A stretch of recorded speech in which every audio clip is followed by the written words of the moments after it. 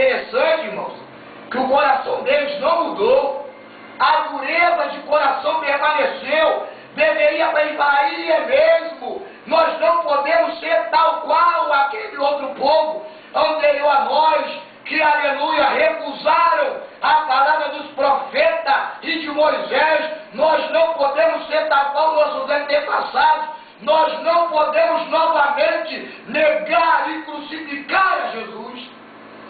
Mas, irmãos, a dureza do coração deles falou mais alto. Essa é a realidade da nossa igreja atual, irmãos. Nós estamos crucificando novamente a pessoa de Jesus, aquele que nos resgatou da morte para a vida, está sendo crucificado por nós através das nossas atitudes. Aleluia! Glória a Deus! Mas endureceu o coração. E aí Estevão é tirado da cidade, apedrejado até a morte. Mas ele não nega o nome de Jesus, não nega a Jesus, e ainda pede para que o Senhor, aleluia, não imputasse, aleluia, aquele pecado. Além de não negar Jesus, ele também perdoa os seus acusadores, ou aqueles que o apedrejavam. O juiz estava aqui falando comigo, estava com o rosto de anjo, a aparência, a fisionomia era maravilhosa de Estevão. Aleluia, glória a Deus. É bom a gente nem entrar por esse caminho de aparência, de atitudes, porque senão a gente vai fugir um pouquinho, mas a nossa aparência verdadeiramente tem sido de outra coisa, menos de anjo de Deus. Tem muita coisa mudando o reflexo de Jesus, né? De agora nesse assunto.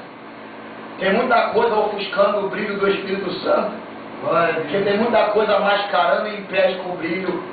Parece que é um vidro fumê que colocaram agora no rosto dos crentes.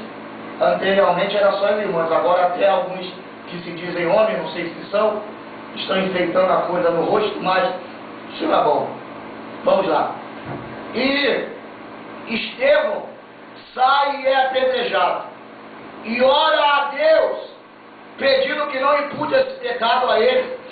Então saiba de uma coisa, nós que estamos servindo a Deus, irmãos, precisamos nessa última hora nos fazermos sacrifício vivo para Deus, porque o evangelho que vivem pregando por aí é o evangelho de um retorno financeiro, é o evangelho de uma falsa aparência, é o evangelho de regalia, é o evangelho de decrete, receba, aleluia. Você não é cauda, você é cabeça, você não deve ser o faxineiro, mas o dono da empresa. O miserável nem terminou o segundo grau, nem sabe ler e quer ser o dono da empresa, vai afundar a empresa, aleluia. Tem que ser o faxineiro mesmo e dando glória a Deus por isso, porque senão ainda morre de fome, se não for o faxineiro da empresa.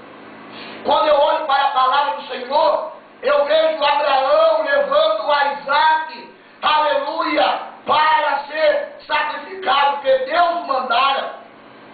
Mas ao chegar ao lugar do sacrifício, aleluia, o Abraão e Isaac diz: pai, eis aqui a lenha e o fogo, mas onde está o cordeiro para crucificar ou para imolar? Aí Abraão responde: filho, Deus proverá, aleluia. Mas chega um determinado momento em que Abraão amarra o seu filho, coloca-o sobre a lenha. Quando parte para imolá-lo, Deus para.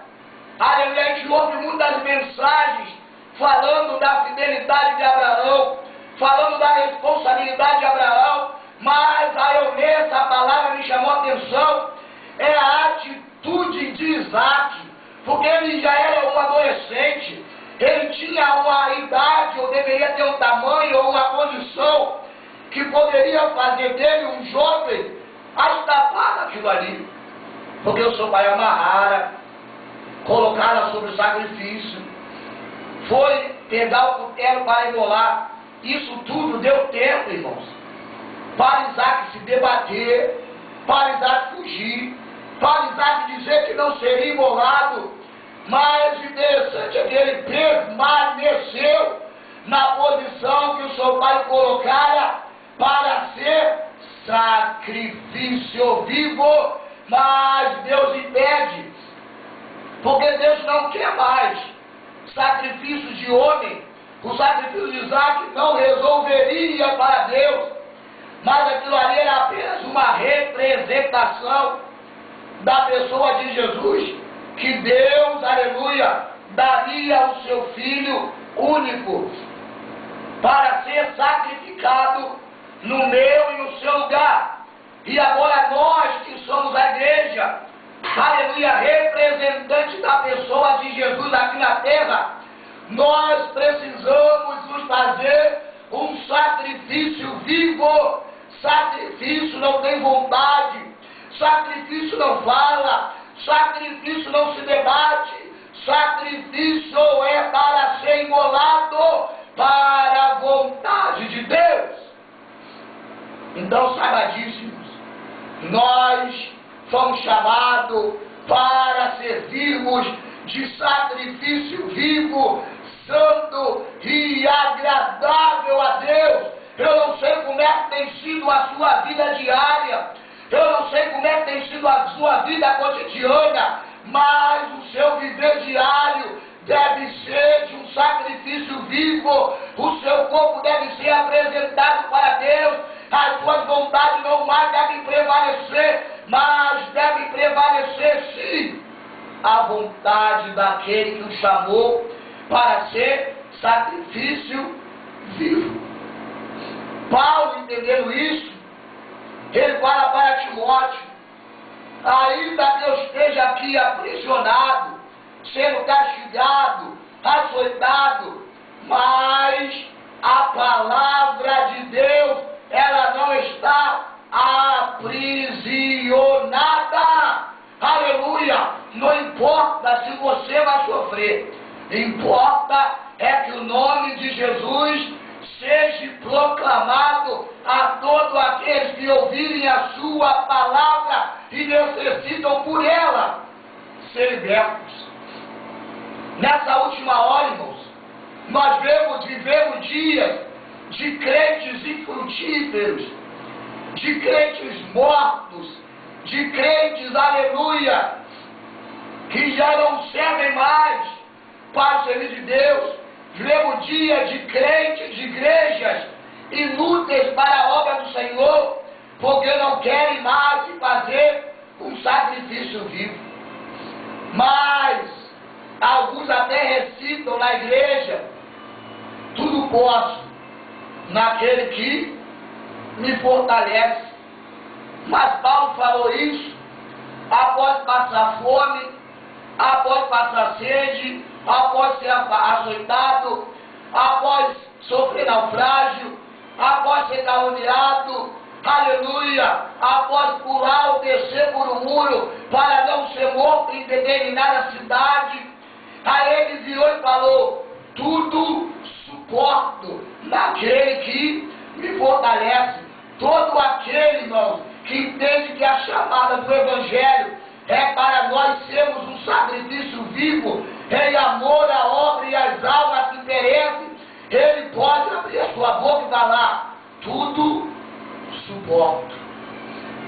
Mas só que hoje está tudo posso, não mais suporto. Tudo posso. Posso decretar um carro, posso decretar uma casa, posso decretar prosperidade.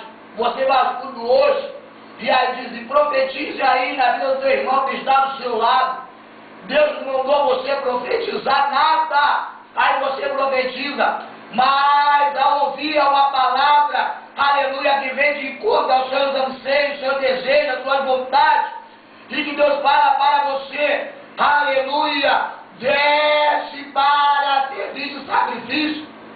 Irmãos, aí você fala: não, foi Deus que usaram, não.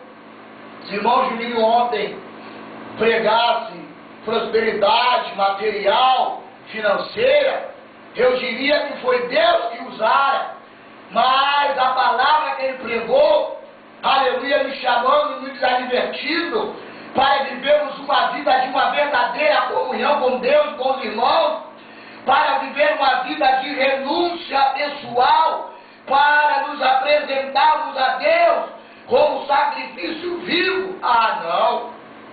Ele falou dele mesmo, ele falou para me acusar. Quantos já até esqueceram que ouviram ontem à noite, porque foi uma palavra para nos trazer a reflexão. Será que eu estou vivendo o verdadeiro Evangelho? Será que eu posso dizer